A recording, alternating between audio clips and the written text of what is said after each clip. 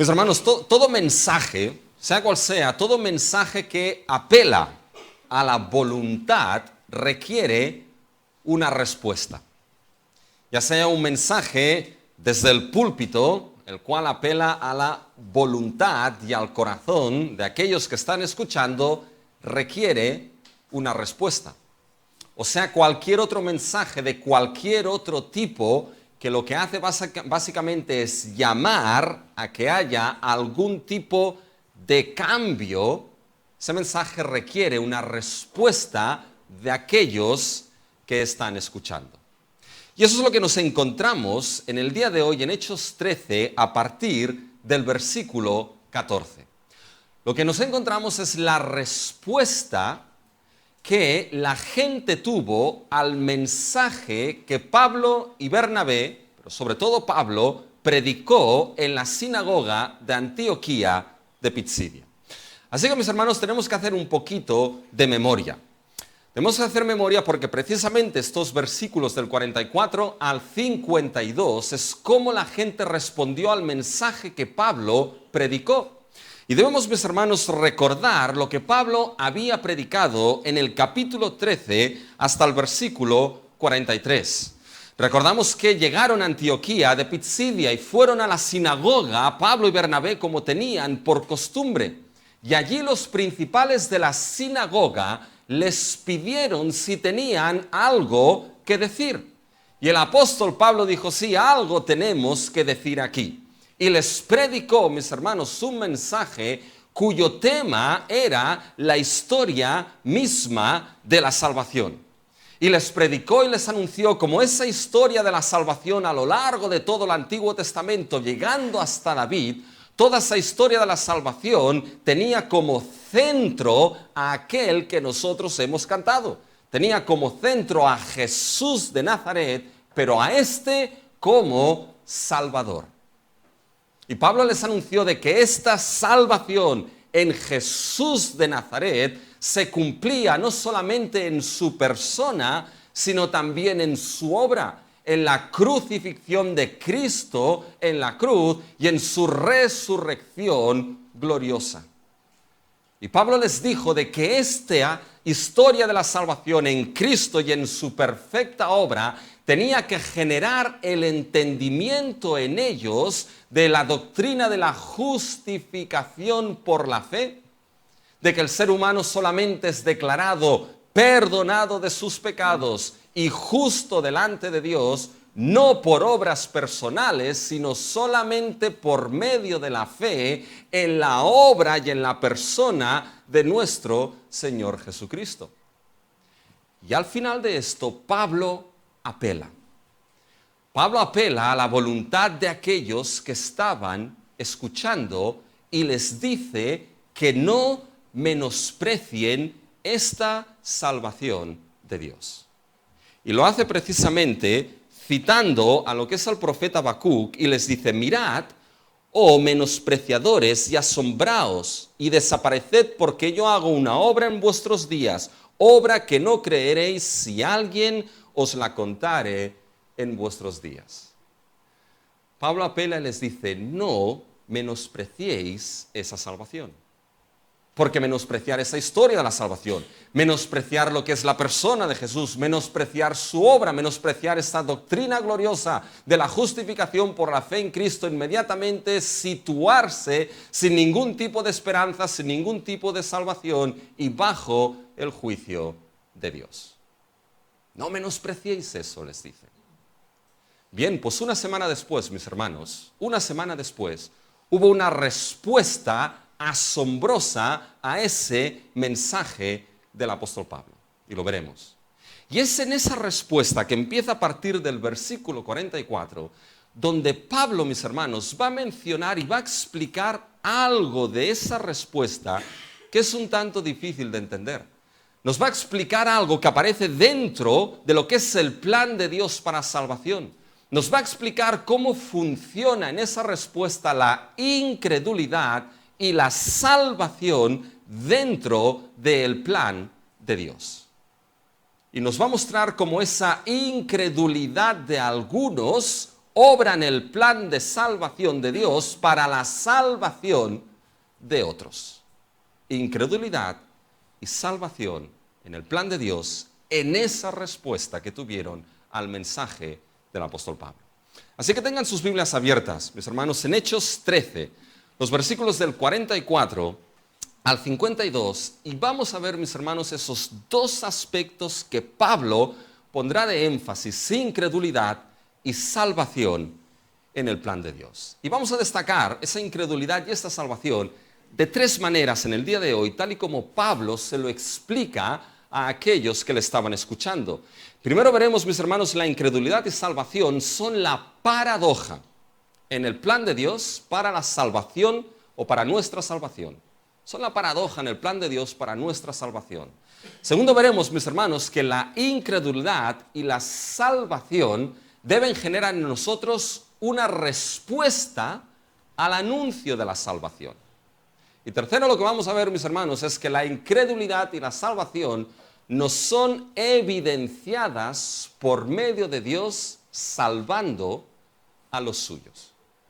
Esas tres cosas son las que vamos a ver en el día de hoy. Vamos a pasar al primer punto, mis hermanos. La incredulidad y la salvación son la paradoja en el plan de Dios para nuestra salvación. Y cuando hablamos de una paradoja, mis hermanos, ¿qué es exactamente una paradoja? Fíjense que es un hecho, una explicación que es aparentemente contradictoria y que no tiene sentido. Y nosotros a lo largo del día muchas veces utilizamos paradojas como, por ejemplo, vísteme despacio que tengo prisa. O lo barato sale caro. O brilla por su ausencia. ¿Cómo puede brillar si no está presente? Fíjense, mis hermanos, que esos son paradojas que presentan una aparente contradicción, pero que al fin y al cabo funcionan. Vísteme despacio porque tengo prisa. Como corras, te pones los calcetines al revés, mis hermanos. Pero fíjense que estas paradojas que funcionan, mis hermanos, es lo que nos encontramos precisamente en la incredulidad y salvación en el plan de Dios para salvar a los suyos. La pregunta aquí es, ¿cómo esta paradoja funciona? ¿Cómo funciona esa incredulidad y esa salvación, mis hermanos? Y funciona de dos maneras. Fíjense, funciona primeramente a través de la incredulidad, se abre la salvación a las naciones. Es decir, a través de la incredulidad de algunos, Dios abre la salvación a los confines de la tierra. Fíjense que cuando llegamos al versículo 44, nos situamos una semana después de que Pablo hubiese predicado ese mensaje en la sinagoga de Antioquía de Pisidia. Y fíjense lo que nos dice Lucas en el versículo 44. El día siguiente o el siguiente día de reposo se juntaron casi toda la ciudad para oír la palabra de Dios. Se juntó casi toda la ciudad, mis hermanos. Probablemente esto es lo que se llama una hipérbole, una exageración. Y nos encontramos que Lucas, en el libro de Hechos, Lucas utiliza varias veces esa figura de lenguaje, esa hipérbole, esa exageración. Casi toda la ciudad fue a escuchar la palabra de Dios una semana después de que Pablo predicase. Pero esa exageración es utilizada por Lucas con intención. Y la intención es demostrar que ese mensaje, mis hermanos, generó una respuesta asombrosa. Generó, mis hermanos, una respuesta donde hubo una gran multitud que se acercó a esa sinagoga a escuchar más de la palabra de Dios. Porque esto es lo que Pablo había predicado una semana antes. Si recuerdan un poquito el mensaje, mis hermanos, la predicación del apóstol Pablo fue predicar la palabra de Dios. Cogió textos del Antiguo Testamento, cogió textos de Isaías, cogió textos de Samuel, cogió textos de los Salmos, mis hermanos, y los puso en un mensaje coherente, todos estos textos de la palabra de Dios, y todos ellos, ¿dónde los llevó, mis hermanos? Todos ellos los llevó a lo que hemos cantado hoy. Todos ellos los llevó al centro, al corazón, al cumplimiento de toda esta historia. Los llevó a Jesús de Nazaret como el único Salvador dado.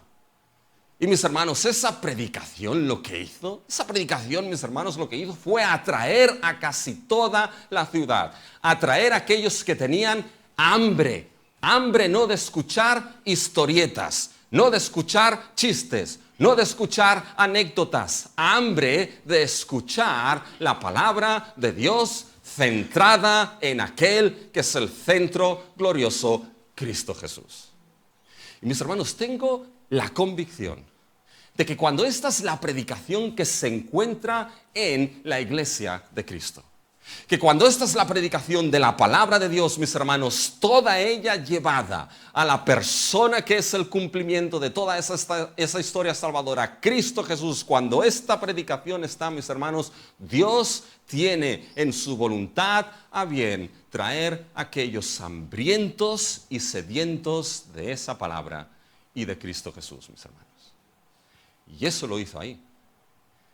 Y eso es de gozo. No debería de ser de gozo, mis hermanos, en aquella sinagoga. Imagínense en aquella sinagoga, las puertas abiertas y empezando a entrar gente, mis hermanos. No, es que queremos escuchar la palabra de Dios. Eso tendría que ser de gozo, ¿sí o no? ¿Quién no se gozaría de ver una multitud, mis hermanos, que entra por las puertas a escuchar la palabra de Dios, mis hermanos? Eso es el sueño de cualquier predicador. Y debería ser el anhelo de cualquier iglesia. Eso debería llenar de gozo, ¿sí o no? Pero no siempre es así. Y hubo unos que en lugar de llenarse de gozo, se llenaron de celos. Fíjense cómo sigue la historia. Miren el versículo 45. Pero viendo los judíos, es importante aquí esto, viendo los judíos, la muchedumbre se llenaron de celos. Esos judíos, mis hermanos, que quizá eran los principales de esa sinagoga, vieron toda esa muchedumbre llegando, mis hermanos, y en lugar de llenarse de gozo, porque venían a escuchar, mis hermanos, la palabra de Dios, y la venían a escuchar no con el Nuevo Testamento, porque no estaba escrito, mis hermanos, con su propia Biblia, con los Salmos, con Isaías, con Samuel. Venían a escuchar la palabra de Dios, en lugar de llenarse de gozo, su vida y su alma fue llenada de celos y de envidia. Y no se nos dice por qué, mis hermanos. Quizás se llenaron de celos, mis hermanos, porque decían, uy, aquí está llegando demasiada gente y vamos a perder el control y las riendas de esa sinagoga. Quizás fue por eso, mis hermanos.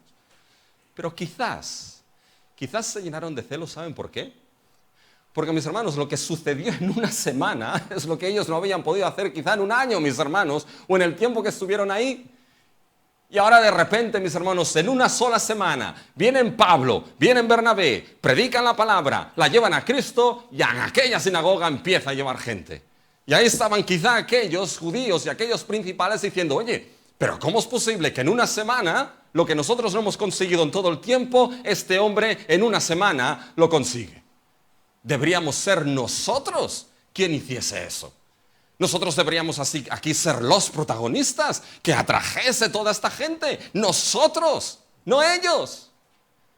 Y se llenaron de celos. Mis hermanos, qué malos son los celos y la envidia.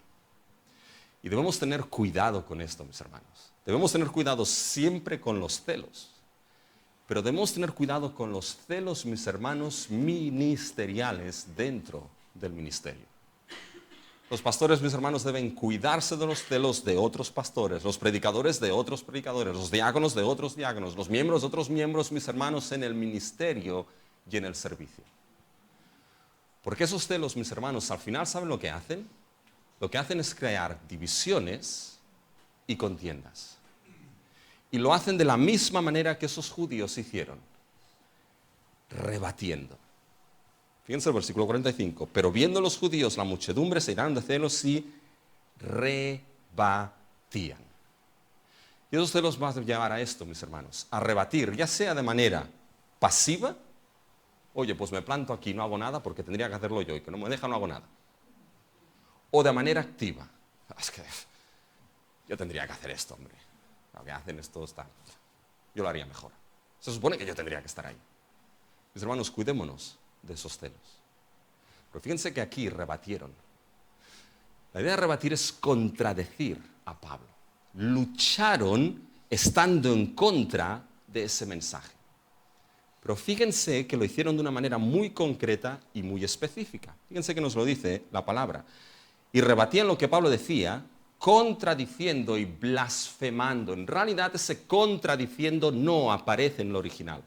Está ya dentro del verbo rebatir. La idea de rebatir es contradecir. Por tanto, no era simplemente un desacuerdo aquí, mis hermanos. Esos judíos llenos de celos, mis hermanos, lo que hacían era rebatir en contra, pero de una manera muy específica, blasfemando. Esta es la manera como rebatían el mensaje de Pablo y Bernabé, blasfemando, mis hermanos. Y la idea de blasfemia, ¿qué es? La idea de blasfemia, mis hermanos, es esa expresión verbal de algo que está conscientemente en contra de quién es Dios, de la naturaleza de Dios y de la verdad de Dios, mis hermanos. Es esa expresión y esa declaración clara, mis hermanos, que es ofensiva. Ofensiva al ser de Dios, a la naturaleza de Dios, a la verdad de Dios. Ofensiva y flagrante contra Dios, mis hermanos. Y rebatían de esta manera a Pablo. ¿Qué es lo que exactamente decían? No lo sabemos porque no se nos dice. Pero sí podemos tener pistas de todo lo que es, mis hermanos, el libro de Hechos y de otras cartas de Pablo. Que la blasfemia, mis hermanos, tenía que ver con lo que era el concepto y quién era el Señor Jesucristo como Mesías, el Hijo de Dios y el Salvador.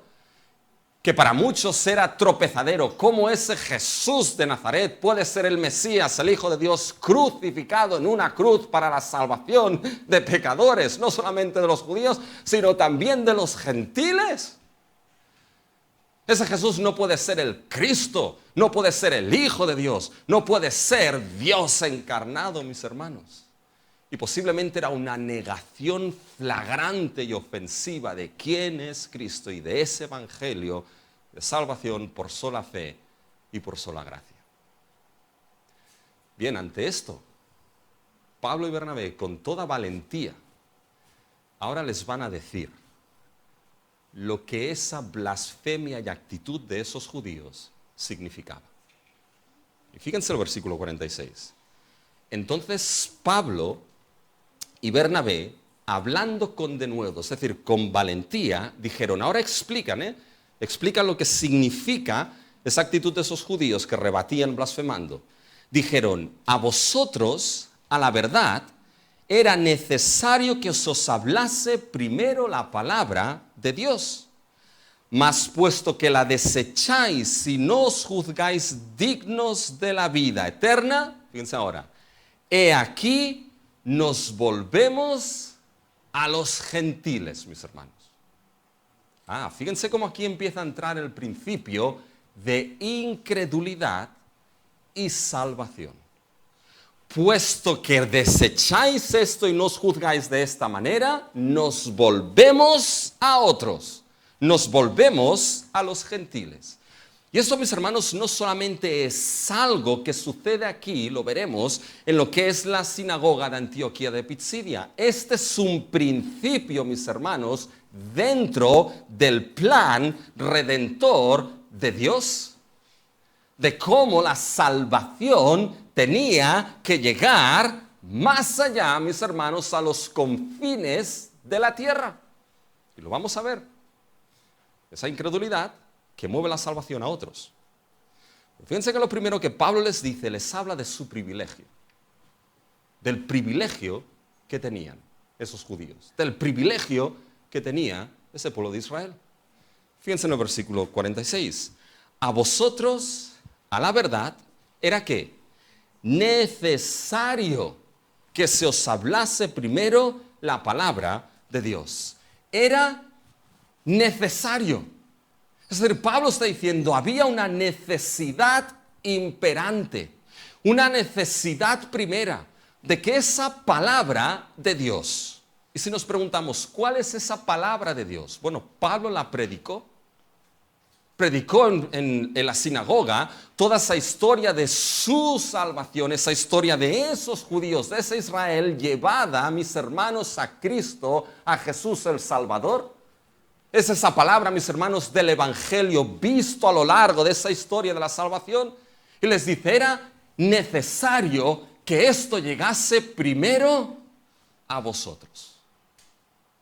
Era necesario, es decir, hay una necesidad. Había una necesidad en Dios. Pero cuidado, cuidado mis hermanos, porque cuando hablamos de la necesidad en Dios, no es que Dios tuviese necesidad de que esa palabra del Evangelio llegase antes a los judíos porque Dios careciese de algo, mis hermanos. No es que Dios nos necesite. No es que hubiese una carencia, mis hermanos, en Dios diciendo que si no llevo lo que es ese evangelio a los judíos primero, me falta algo, me siento incompleto. Por eso tengo que llevarlo antes a ellos, mis hermanos. No es así. Dios no tiene ninguna necesidad, no tiene ninguna carencia en su ser.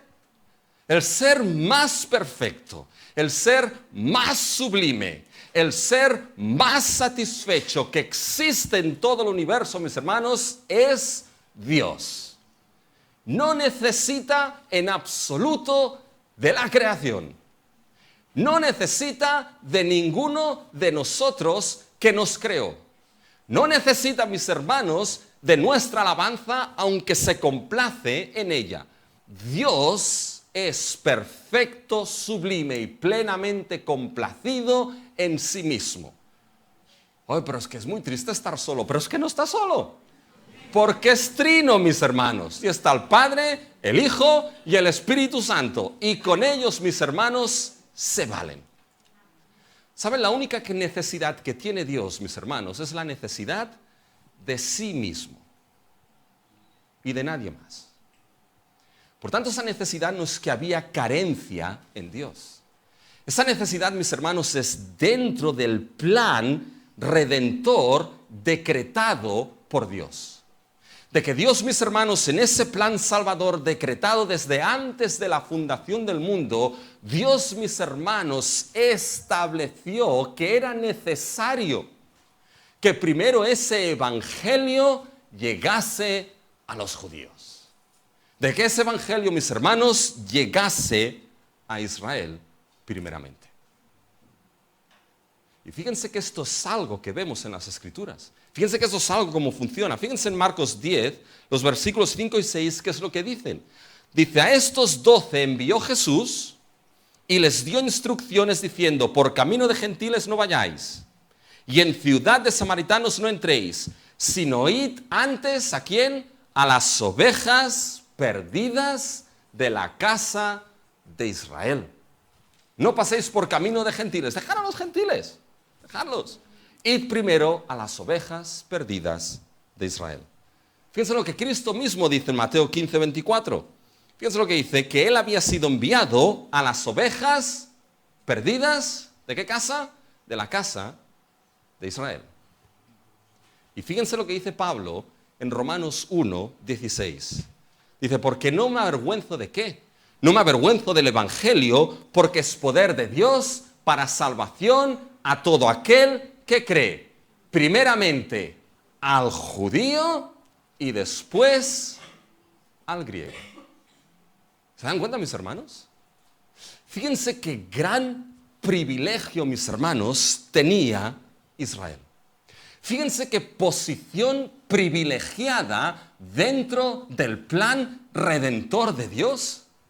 Una posición, mis hermanos, que fueron escogidos, lo veremos después, no por ser una gran nación, fueron escogidos, fueron amados por Dios, fueron redimidos de Egipto, y en ese plan redentor de Dios, mis hermanos, Dios estableció la necesidad de que tuviesen esa posición de preeminencia. ¿En qué sentido en el plan redentor? De preeminencia en que cuando Cristo llegase, el evangelio de salvación llegase primeramente a ellos. Ellos fuesen los que viesen de que el Mesías prometido había llegado, el reino se había acercado, la salvación había llegado para ellos, mis hermanos. Es un gran privilegio eso. Pero ya saben, ¿no? a mayor privilegio, mayor responsabilidad. Y fallaron en esa responsabilidad. Y Pablo se lo dice. Fíjense, versículo 46, sigan leyendo. 46, a vosotros, a la verdad era necesario que se os hablase primero la palabra de Dios. Mas, o pero, puesto que la desecháis y no os juzgáis dignos de la vida eterna. Fíjense lo que hicieron aquí esos judíos.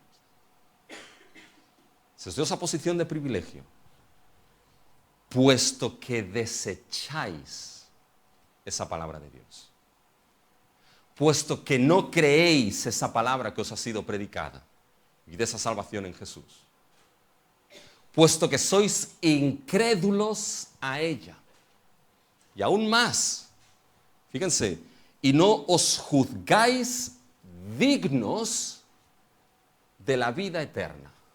¿Y qué quiere decir esto? No os juzgáis dignos de la vida eterna, no os consideráis dignos de la vida eterna. Mis hermanos, ese no juzgarse o considerarse digno no significa, mis hermanos, de que Israel tuviese que entender de que había alguna dignidad intrínseca en ellos que les hiciese merecedores de esa vida eterna. No, esa no es la idea. No había nada, mis hermanos, intrínsecamente o internamente que hiciese a esos judíos, a ese Israel, digno de salvación alguna. Porque, mis hermanos, eran tan malos o peores que el resto de naciones gentiles. Es más, hicieron cosas que ni las naciones paganas habían llegado a hacer, mis hermanos. Y Dios se lo dice. Dices que ni las naciones paganas han sido capaces de cambiar la gloria de sus ídolos por otra cosa. Y vosotros, que tenéis al Dios verdadero, habéis cambiado la gloria de Dios por un becerro. ¿Qué es lo que dice Jeremías, mis hermanos? Capítulo 2, versículo 11. Dice, ¿acaso alguna nación ha cambiado sus dioses, aunque ellos no son dioses? Sin embargo, mi pueblo ha trocado, ha cambiado su gloria, la gloria de Dios, por lo que no aprovecha. Dices que habéis sido capaces de cambiar la gloria del Dios único, del Dios verdadero, en la gloria de otros dioses o ídolos que para nada aprovechan en la vida. Por tanto, mis hermanos, no había una dignidad intrínseca en ese pueblo de juzgarse dignos y merecedores de la vida eterna. Esa dignidad, mis hermanos, no venía de ellos. Esa dignidad venía de afuera de ellos. Esa dignidad, mis hermanos, venían de que sin ser nada Dios los amó. Y de que sin ser nada Dios los escogió aún siendo un pueblo pequeño. Y mis hermanos, esa dignidad venía de que Dios los había escogido, los había amado, los había salvado y los había puesto en esa posición de privilegio para que el Evangelio llegase primeramente a ellos. Y no se juzgaron dignos de esa vida eterna en el Antiguo Testamento, esa vida de resurrección, esa vida del reino, esa vida que va a traer, mis hermanos, el Mesías. Dice, lo que hicisteis fue desechar vuestro derecho de primogenitura. ¿Les suena algo, no? Fíjense que hubo uno, mis hermanos, que desechó su derecho de la primogenitura, ¿se acuerdan? Sí, había una elección. Sí, Dios ya estaba estableciendo esto, ya lo había establecido, ya dijo, el mayor servirá al menor. Pero todo y así, mis hermanos, Esaú, cuando llegó de cazar, mis hermanos, y vio lo que fue el pucherito ahí, y el estómago apretó, mis hermanos, ¿qué es lo que hizo? Oye, véndeme la primogenitura. Sí, por supuesto, hombre, ya, dame el puchero. No se consideró digno de ese derecho, mis hermanos. Y eso es lo que sucede aquí. Pablo les dice, porque desechasteis esa palabra y no os habéis juzgado dignos de esa vida eterna que viene en ese mensaje de salvación en Cristo. Por esa incredulidad, ¿qué es lo que ahora hace Pablo y Bernabé? Fíjense, mis hermanos, al final del versículo 46. He aquí, nos volvemos ¿a quién? A los gentiles. ¿Se dan cuenta, mis hermanos, el principio? Por la incredulidad de unos, ahora se abre el ¿qué, mis hermanos? La salvación a las naciones. Se abre, mis hermanos, la salvación a los gentiles. Se volvieron a aquellos que quizá uno nunca hubiese considerado en su vida. Se volvieron a aquellos, mis hermanos, que eran impuros e inmundos. Nos volvemos a los gentiles con ese mensaje, mis hermanos, de salvación. Y esto no pasó solamente en la sinagoga de Antioquía de Pisidia. Esto es principio, esto no lo podemos olvidar, principio dentro del plan redentor de Dios. Fíjense lo que Pablo escribe en Romanos 11. Escuchen Romanos 11, versículo 30. Pues como vosotros también en otro tiempo erais desobedientes a Dios, se refiere a los gentiles, pero ahora habéis alcanzado misericordia por la desobediencia de ellos, se refiere a los judíos. Está diciendo a los gentiles, erais desobedientes en otro tiempo. ¿Os pensáis que eran muy buenos, Erais desobedientes, pero habéis alcanzado misericordia, ¿por qué? Por la desobediencia, por la incredulidad de ellos, de los judíos. Y Dios ha abierto esa puerta a los gentiles, mis hermanos. Gracias a Dios que después va a decir, y por la misericordia a vosotros, Dios va a volver misericordia a los otros.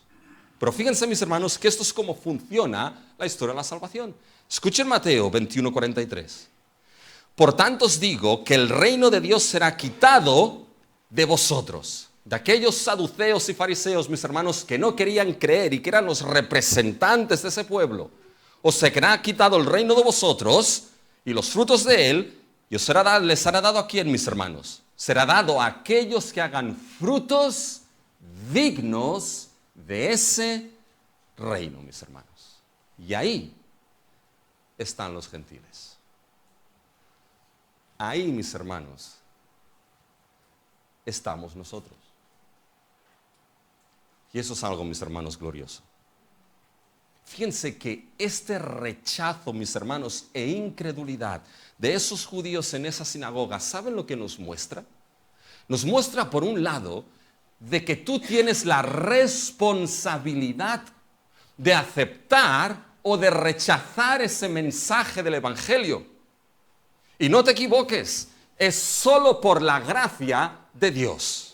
Eso solo sucede por la gracia de Dios, por el llamado eficaz de Dios, por la obra en la vida de aquellos que Dios tiene determinados. Pero todo y así, la obra de Dios no quita nunca tu responsabilidad en este asunto.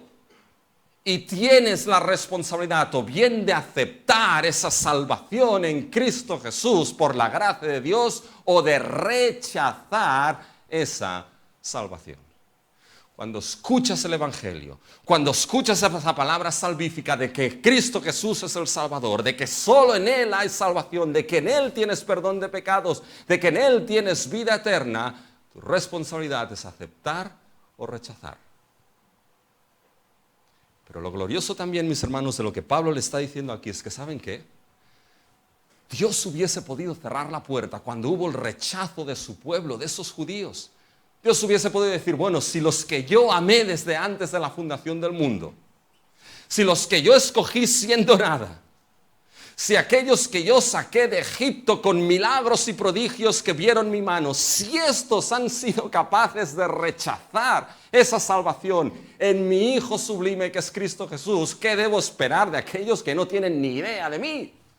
Los gentiles. Mejor cierro la puerta de la salvación aquí y ya no entra nadie más. Pero Dios no hizo esto con nosotros, mis hermanos. Cristo preparó un banquete. Esa parábola de las bodas, mis hermanos. Preparó un banquete de boda. Ese banquete de boda que representa las bodas del Cordero, mis hermanos. Las bodas de Cristo Jesús con los suyos. Y dijo, id, llamad a los invitados, a los que tienen preferencia. Pase VIP primeramente a esas bodas. Es decir, a esos judíos, a mi pueblo, y llamarlos. ¿Y qué pasó? Cada uno tenía sus propias excusas. No, es que tengo mucho trabajo en el campo. No, es que claro, hoy es la final de la Champions. ¿Ya? Cada uno tenía sus cosas, mis hermanos. ¿Ya? Y entonces, ¿qué es lo que hace, mis hermanos, el invitado? O lo que el señor de las bodas dice, ¿ah, sí? Dice, pues id, salid por los caminos, id por donde sea e invitar a los que os encontréis y quieran responder. Fíjense lo que dice Mateo 22, del 8 al 9. Entonces dijo a sus siervos, las bodas a la verdad están preparadas, mas los que fueron convidados no eran dignos. ¿Se dan cuenta? No eran dignos. Id pues a las salidas de los caminos y llamad a las bodas a cuantos halléis, mis hermanos. Y ahí estamos nosotros. Y la salvación por la incredulidad de unos, mis hermanos, se abrió y las bodas del Cordero salieron y quizá esa invitación a la salvación llegó a ti cuando estabas en la salida, cuando estabas en el camino, donde fuese, pero esa invitación a la salvación de Cristo, mis hermanos, llegó. Y debes pensar, quizá uno está en su familia y es el único creyente, es el único que entiende esto. Qué lugar de privilegio Dios te ha dado, pero qué gran responsabilidad también Dios te ha dado. Y si Dios ha abierto esa salvación, mis hermanos, a los gentiles, es para que por la gracia de Dios no menosprecies esa palabra. Pero ¿saben? Alguien podría pensar, bueno, Dios cambió su plan. No le funcionó al plan A, pues ahora va al plan B. O alguien podría pensar, bueno, Pablo les dice, me voy a los gentiles, eso fue una rabieta apostólica, mis hermanos. No me escuchan los míos, me voy a alguien que me escuche. Pero eso es imposible. Porque esa paradoja, mis hermanos, que funciona a través de lo que es, mis hermanos, esa incredulidad que abre la salvación a las naciones, esa paradoja también funciona a través del cumplimiento de las Escrituras. Fíjense lo que dice ahora Pablo a partir del versículo 47. Les va a explicar la razón de por qué se mueven a los gentiles. Y fíjense, la razón es Isaías, mis hermanos, 49. Fíjense, el versículo 47. Porque así nos ha mandado el Señor. Por tanto, paren aquí. Pablo está diciendo, bueno, es que nuestra ida a los gentiles no es capricho nuestro, no es rabieta apostólica, es que así nos lo ha mandado el Señor. No pierdan de vista esto. Pablo está diciendo, este es el mandato de Dios, esta es la intención de Dios, este es el propósito del Señor. Que nos movamos por vuestra incredulidad a los gentiles. Este es el propósito de Dios. Fíjense, versículo 47. Te he puesto, esto es lo que ha mandado aquí el Señor, te he puesto para luz de los gentiles, a fin de que seas para salvación hasta lo último de la tierra. Miren, mis hermanos, lo interesante aquí. Esto nos muestra varias cosas. La primera, nos muestra que ir a los gentiles, que esa incredulidad y esa salvación que se abre a los gentiles, esto era plan de Dios, determinado por Dios, que Dios así lo había establecido y lo establece en su palabra. Isaías 49, ¿se dan cuenta? Cita Isaías 49, 6. Por lo tanto, eso de irse a los gentiles se da en cumplimiento de las Escrituras, mis hermanos. Dios ya lo había anunciado y ahora ¿qué es lo que hace Dios? Lo que Dios anuncia, Dios lo cumple, mis hermanos. Por lo tanto, no es un cambio en el plan de Dios. No es que Dios tuviese un plan A y entonces no funcionó y dice, bueno, voy a sacar un plan B. Y si no me funciona el plan B, voy a sacar un plan C. Esa no es la idea, mis hermanos. Dios tenía un plan decretado desde antes de la fundación del mundo. Decir que Dios va sacando planes porque no le funcionan otros, mis hermanos, es no entender quién es el Dios que tenemos.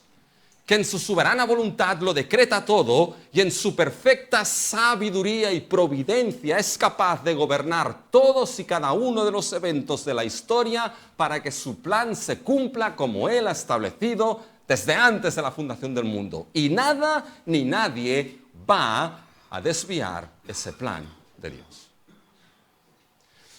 Pero saben que hay otra cosa, mis hermanos, aquí.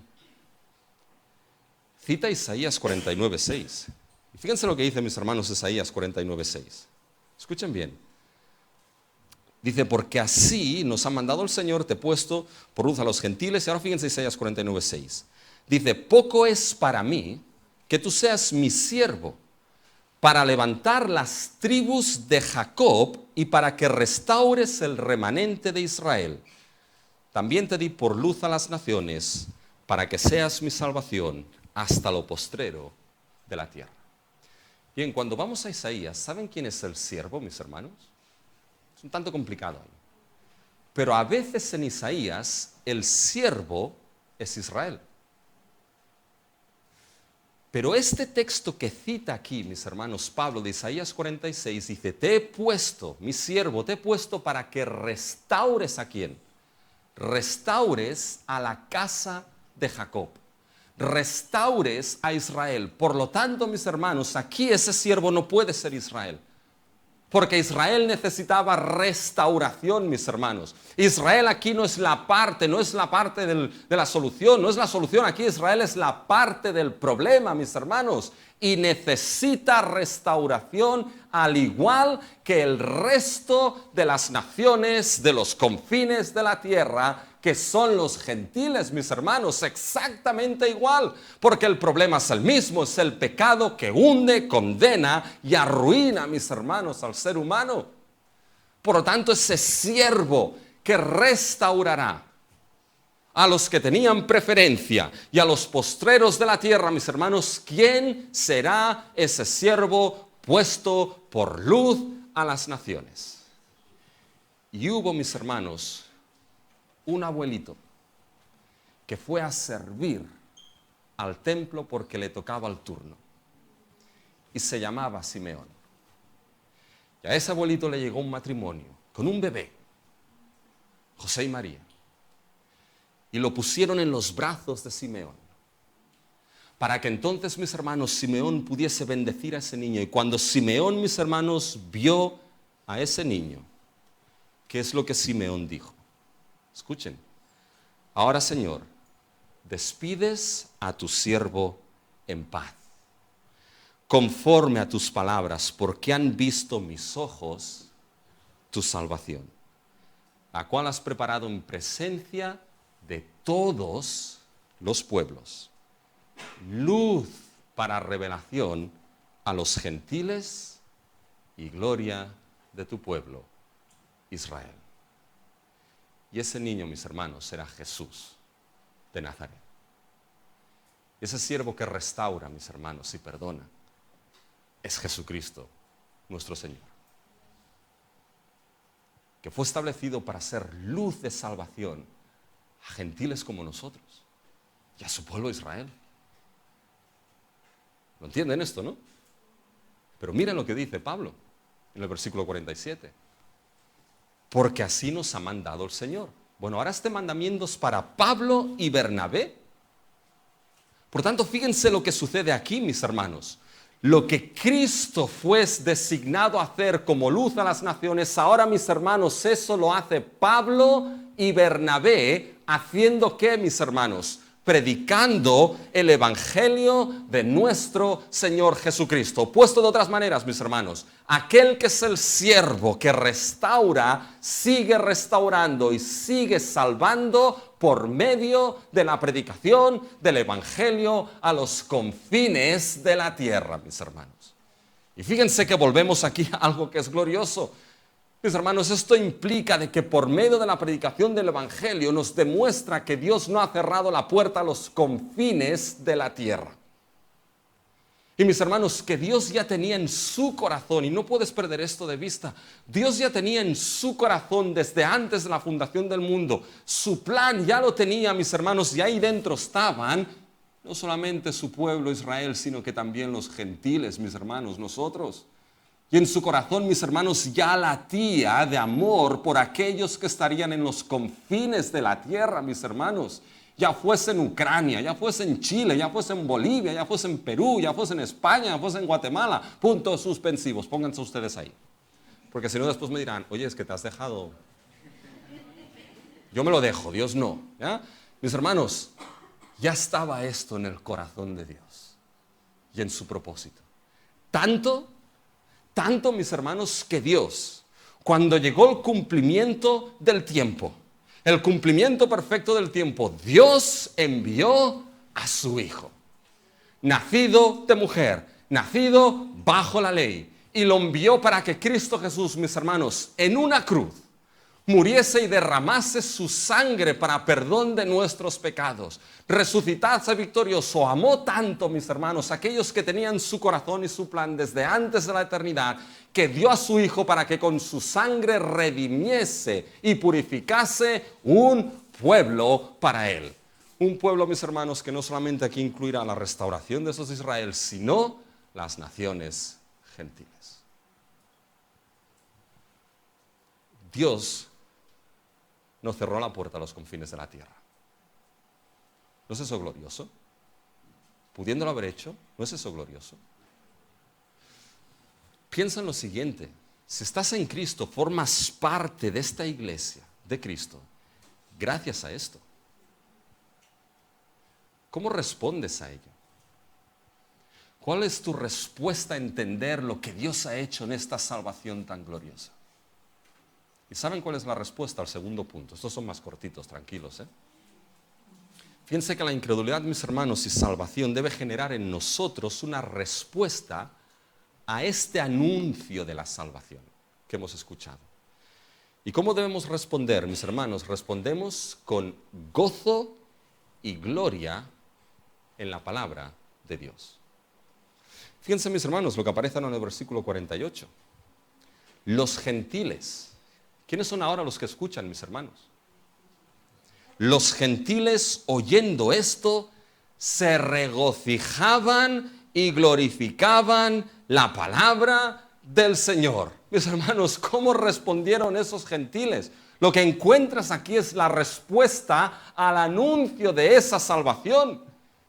Habían escuchado a Pablo y a Bernabé decir lo siguiente, déjenme que lo parafrasee: es que el Señor nos ha mandado que seamos luz a las naciones. Y aún la incredulidad de esos judíos nos ha mandado que lleguemos y alcancemos a las naciones, que salgamos de Jerusalén, de Judea, de Samaria, hasta lo último de la tierra. Y quizás estaban todos esos gentiles y prosélitos ahí escuchando, mis hermanos, y uno decía: oye, Aristóbulo, ¿has escuchado? ¿Has escuchado a Aristóbulo? Y otros: sí, lo he escuchado. Oye, Delfina, ¿escuchaste lo que dijeron? Que sí, Claudio, que lo he escuchado. Que estos confines de la tierra somos nosotros. Que ahí estamos nosotros los gentiles, aquellos que no teníamos ninguna promesa, lejos de los pactos, lejos de la esperanza en el Mesías, muertos. Ahora, mis hermanos, tenemos la oportunidad, la puerta está abierta para salvación. Aún en la incredulidad de los primeros, Dios no ha cerrado la puerta a nuestras vidas. ¿Y cómo respondieron, mis hermanos? Se regocijaban, mis hermanos, y glorificaban la palabra del Señor. Eso de glorificar la palabra del Señor es raro, porque uno dice: oye, pero tenemos que dar gloria a Dios, no a su palabra. Pero Pablo utiliza una expresión similar en 2 de Tesalonicenses 3:1. Fíjense lo que dice: por lo demás, hermanos, orad por nosotros, para que la palabra del Señor corra y sea glorificada, así como lo fue entre vosotros. La idea de glorificar la palabra del Señor, mis hermanos, es cuando la palabra del Señor corre. Y el Evangelio, mis hermanos, salva. Aquel que recibe la gloria, ¿quién es? Es Dios, mis hermanos. Y esos gentiles se regocijaron al escuchar el anuncio de que la salvación había llegado también a ellos, y glorificaron esa palabra del Señor, ese anuncio. Glorificaron a ese Dios, mis hermanos, que les había traído palabra de salvación.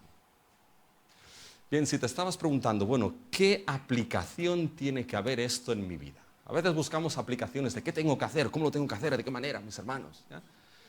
Si buscabas alguna aplicación de esta palabra en tu vida, aquí la tienes. Es el regocijo y la gloria a la palabra de nuestro Dios, mis hermanos. Es el regocijo de saber que la salvación puede llegar y llegó a nuestras vidas, mis hermanos.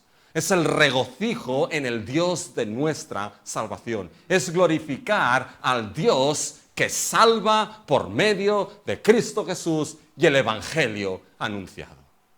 Y déjame que te pregunte algo. ¿Cómo respondes? ¿Cómo respondes cuando entiendes que gracias a esto la salvación llegó a tu vida y Dios no cerró las puertas de la salvación a tu vida? ¿Cómo respondes a ello? ¿Cómo respondes cuando ahora entiendes que ya en el plan de Dios, desde antes de la fundación del mundo, mis hermanos, Dios ya tenía un pueblo en el cual, mis hermanos, estábamos nosotros, los confines de la tierra, y Dios ha hecho llegar a esa salvación? ¿Cómo respondes a ello? ¿Cómo respondes, mis hermanos, a esa salvación cuando abres la palabra y meditas en esta historia y le dices a Dios: Señor, restaura en mí el gozo de tu salvación? Porque lo que esta salvación debe generar en nuestra vida, mis hermanos, en momentos de tristeza y en momentos de alegría, en momentos buenos y en momentos malos, mis hermanos, es ese regocijo en el Dios de nuestra salvación. Regocijo en esa salvación. Gloria a nuestro Dios por ese evangelio sublime y glorioso. Saben que personalmente muchas veces, mis hermanos, cuando hay momentos que son difíciles y complicados, a veces, mis hermanos, tiendo a mirar lo que es esa salvación tan grande que Dios, sin yo merecerlo, me ha dado en Cristo Jesús. Y sí, las cosas quizá pueden caer por los lados, mis hermanos, pero soy salvo en Cristo. Y a veces, mis hermanos, fíjense que cuando la palabra corre y Dios salva, mis hermanos, tenemos que tener esto bien presente. Porque a veces quizá uno puede preguntarse: bueno, y si Dios va salvando y viene más gente, ¿qué vamos a hacer? ¿Cómo vamos a lidiar? ¿Cómo vamos a organizarnos? No lo sé, son cosas para prepararnos, mis hermanos, no lo sé, pero que ninguna de esas preocupaciones saque de tu vida el regocijo y la gloria en la palabra de Dios, en lo que Dios está haciendo en Cristo Jesús. ¿Cómo respondemos? Regocijémonos. Glorifiquemos a nuestro Dios. Y lo último, alguien podría pensar: bueno, pero ¿hay evidencia de este plan? ¿Funciona o no funciona? Bueno, y ahora, fíjense que el tercer punto es que la incredulidad y salvación nos son evidenciadas por medio de Dios salvando a los suyos. Y fíjense que lo primero que vemos es que Dios salva a los ordenados a vida eterna. ¡Buf! ¿Dónde se mete Pablo, mis hermanos? Fíjense lo que ahora dice a partir del versículo 48, a mitad. Los gentiles, oyendo esto, se regocijaban y glorificaban la palabra del Señor. Y creyeron, creyeron, todos los que estaban ordenados para vida eterna. Bien, aquí salió lo que no queríamos que saliese, mis hermanos, ¿no?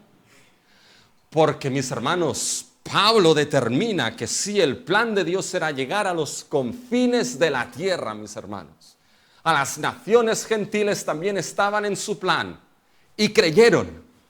Creyeron por la gloria, por la gracia de Dios. Y creyeron, fíjense, aquellos que estaban, ¿qué nos dice? Ordenados para vida eterna. Mis hermanos, quizá no hay texto más claro.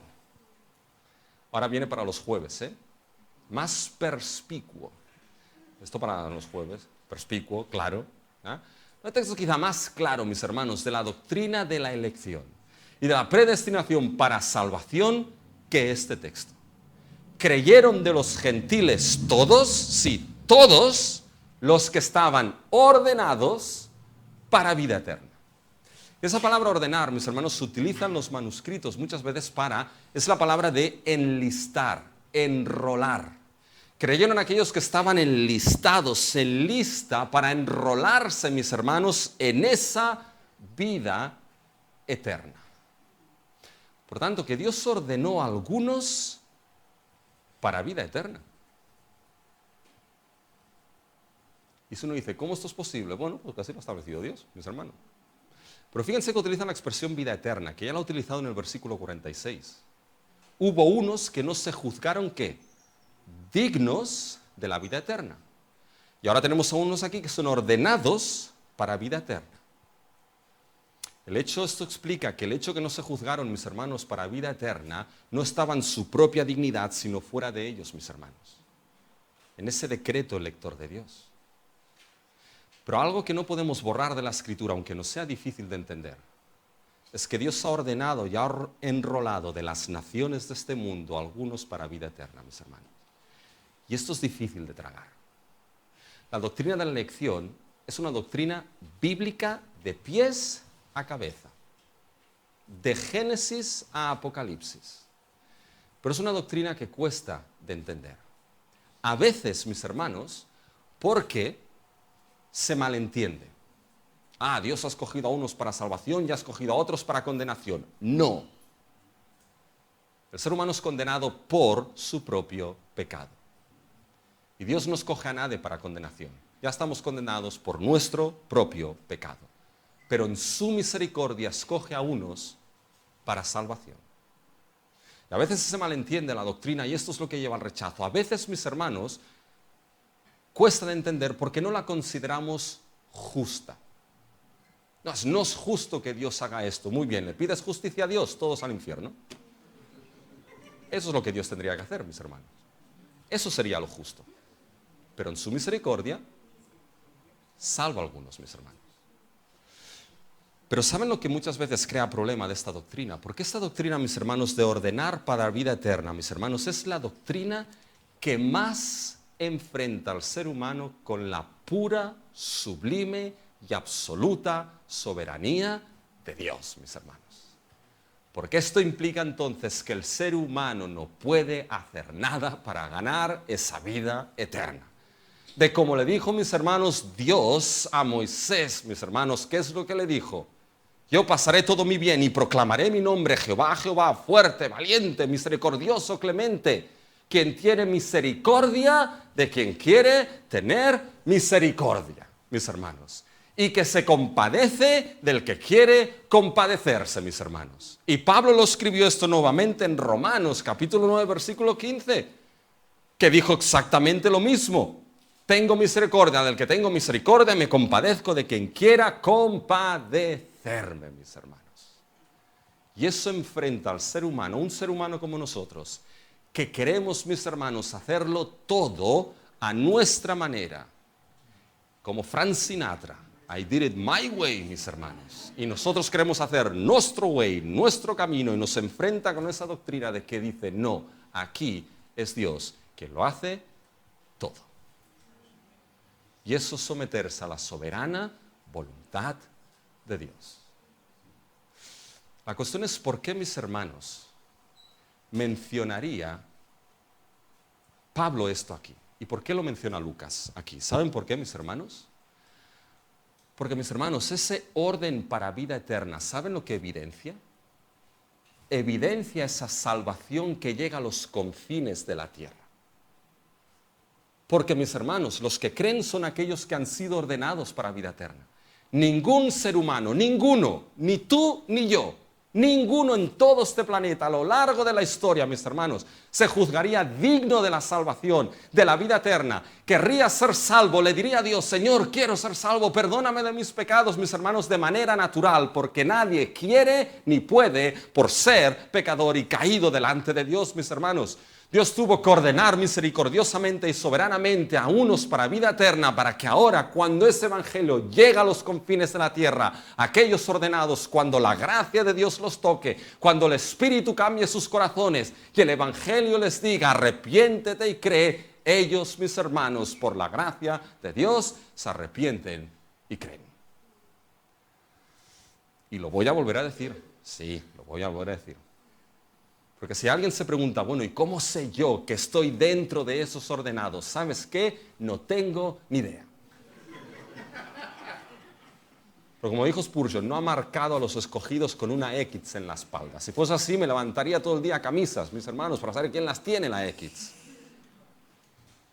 Pero en el momento que escuchas el Evangelio, y el Evangelio te llama a arrepentirte de tus pecados, a creer en Cristo y mirar en Él como el centro, como el Salvador, como el Redentor.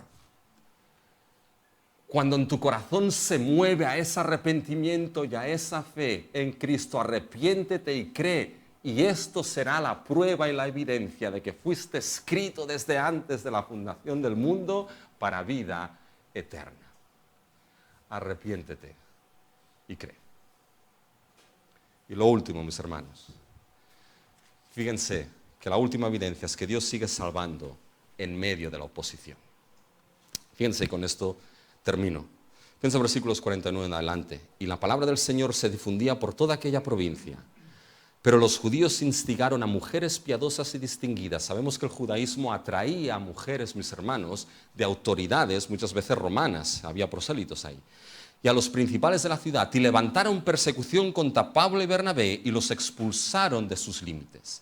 Ellos entonces, sacudiendo contra ellos el polvo de sus pies, es decir, aquí ya hemos acabado, no hay nada que hacer, nos vamos a otro sitio, llegaron a Iconio. Pero fíjense ahora, aun y cuando había oposición, que los expulsaron y los sacaron y los persiguieron, ¿cómo termina ese texto? Fíjense el versículo 52. Y los discípulos estaban, ¿qué? Llenos de gozo. ¿De gozo porque los han sacado? No, mis hermanos.